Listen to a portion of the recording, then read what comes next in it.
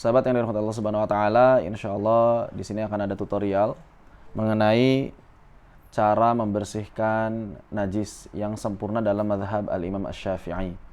Dan tentu saja mungkin akan ada sedikit perbedaan apabila dibandingkan dengan mazhab yang lain mengenai kesempurnaan membersihkan najis wabil khusus yang berada di lantai. Di sini sahabat sekalian bisa lihat ada najis yang akan kita bersihkan. Jadi tutorialnya langsung membersihkan najis yang asli. Bagaimana cara membersihkannya? Jadi prinsip membersihkan najis wabil khusus dalam mazhab Al-Imam Asy-Syafi'i itu dua. Jadi terdapat dua prinsip penting mengenai tata cara membersihkan najis yang sempurna. Yang pertama itu najisnya harus hilang, istilahnya ain. Ain najisnya harus hilang, najis yang tampak, najis yang bisa kita rasakan begitu ya, ada najis di sana maka ini harus hilang. Kemudian yang kedua adalah mesti disiram dengan air. Itu. Jadi ada dua. Medianya harus air.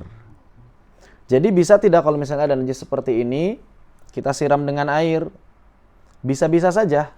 Apabila kita yakin dengan menyiramkan air di atas najis ini langsung hilang, tidak ada airnya lagi, tidak ada warna, bau, dan rasa, maka sudah mencukupi. Seperti misalnya najis yang ada di pinggir pintu begitu ya, sehingga ketika disiram langsung keluar, itu kan nggak masalah. Cuma kan kalau di sini nggak mungkin. Kita misalnya menyiram ini, najis ini menyiram, kalau kita siram ini pasti najis berantakan kemana-mana jadinya, sehingga malah akan membuat lantai yang terkena najis ini menjadi najis juga, sehingga kita harus membersihkan lantai yang banyak. Lalu bagaimana cara yang mudah agar najis ini bisa kita bersihkan tanpa harus menyiram? Maka cara yang paling mudah adalah mengubah status najis ini dari najis ainiyah menjadi najis hukmiyah. Bagaimana caranya? Menghilangkan najis ini tidak dengan menyiramkan air di atasnya. Bisa dengan media tisu basah, lap, atau lain sebagainya. Kalau agak kering misalnya. Nah, ini kan agak kering. Nah, yang agak kering nanti bisa kita basahi si tisunya. Kalau yang masih basah maka tidak mesti. Ya. Jadi yang pertama adalah bagaimana kita menghilangkan secara ainiyah najis tersebut. Sehingga tidak tampak lagi di sini ada najis. Ini karena ini agak keras, maka kita bisa bantu dengan membasahi tisu.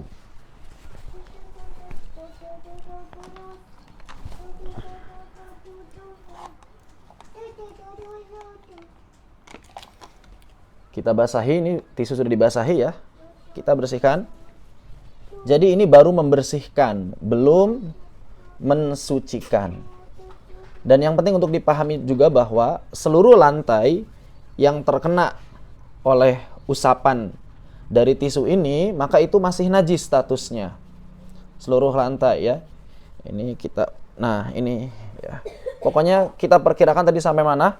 Seluruh lantai yang terkena usapan dari tisu ini, maka ini hukumnya najis. Karena belum suci, baru bersih belum suci. Apabila najis ini memiliki bau yang kuat, ya, dimana ketika kita sudah membersihkannya, tapi kok walaupun sudah tidak tampak ya, namun masih ada ternyata sisa-sisa baunya.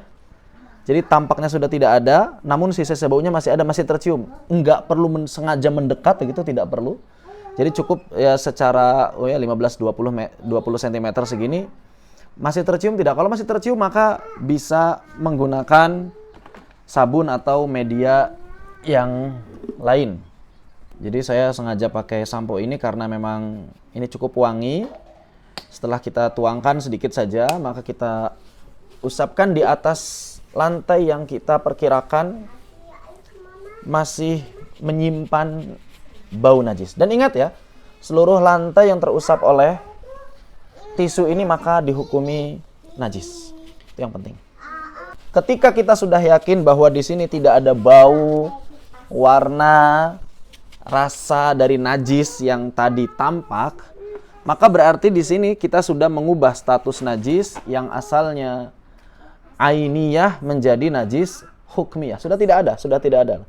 Namun ini belum disebut suci, sehingga misalnya tangan kita ini basah lantainya kering. Ketika kita menyentuhkan, maka tangan menjadi najis. Karena najis, hukum najis bisa berpindah dari sesuatu yang kering ke sesuatu yang basah, atau dari yang basah ke yang kering, atau dari yang basah ke yang basah. Kalau kering-kering, maka tidak berpindah. Ini kan lantai masih dihukumi najis, najis hukmiyah.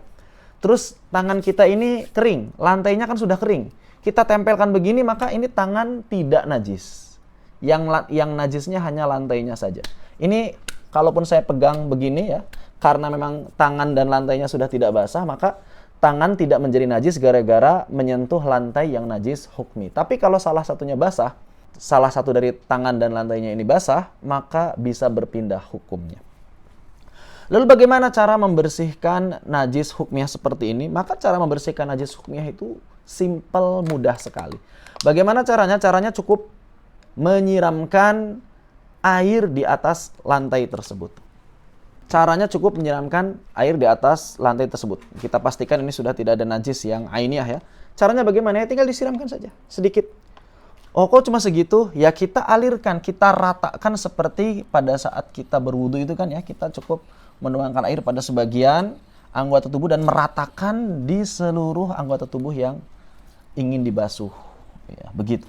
Dan ini airnya harus mengalir ya, harus ada aliran. Kalau airnya tidak mengalir, seperti misalnya kita membasahi tangan begini, ya, kita membasahi tangan, hanya membasahi tangan terus diusap-usap, maka itu tidak membuat suci, malah menjadi tangannya menjadi najis begitu. Tapi karena tadi kita sudah alirkan airnya, ini ada air yang mengalir yang kita alirkan begitu, maka ini statusnya dapat mensucikan lantai yang terkena najis hukmi tadi begitu. Maka ini airnya bagaimana? Status airnya adalah air musta'mal.